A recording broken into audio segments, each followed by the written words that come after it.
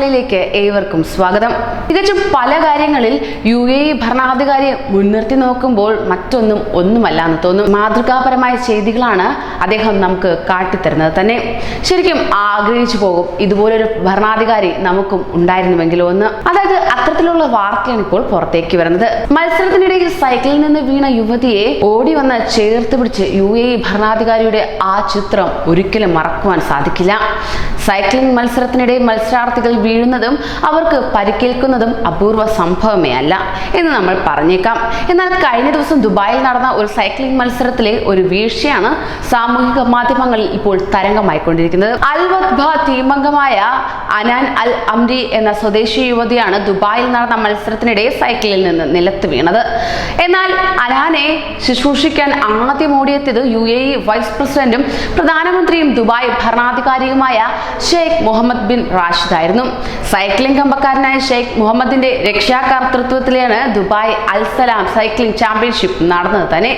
മത്സരാർത്ഥികൾക്ക് പിന്നിൽ അവരെ പിന്തുടർന്നിരുന്ന ഒരു വാഹനത്തിലായിരുന്നു ഷെയ്ഖ് മുഹമ്മദ് ഉണ്ടായിരുന്നത് തന്നെ. ആ കരുതലും ആ സ്നേഹവും ലോകം മറക്കില്ല. ഒപ്പം സോഷ്യൽ മീഡിയ കൈയടിക്കുകയാണ്. അങ്ങനെ പെട്ടെന്നാണ് തന്റെ തൊട്ടുമുന്നിൽ യുവതി സൈക്കിളിൽ നിന്ന് നിലത്ത് വീണത്.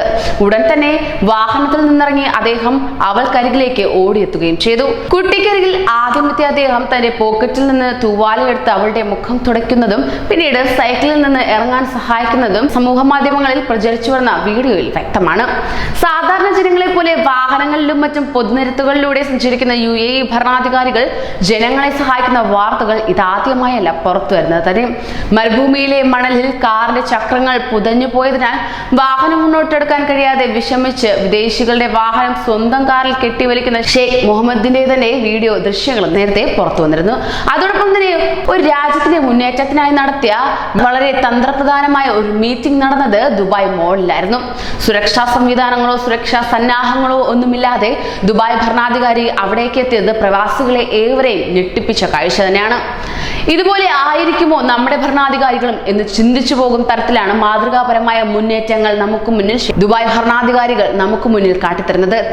തികച്ചും സാധാരണക്കാരനും ഒരു പച്ചയായ മനുഷ്യനും കൂടിയാണ് ദുബായ് ഭരണാധികാരി എന്നത് ഇതിലൂടെ വ്യക്തമായി കാണുവാൻ സാധിക്കും. കൂടുതൽ വാർത്തകൾക്കായി ഈ ചാനൽ സബ്സ്ക്രൈബ് ചെയ്യൂ.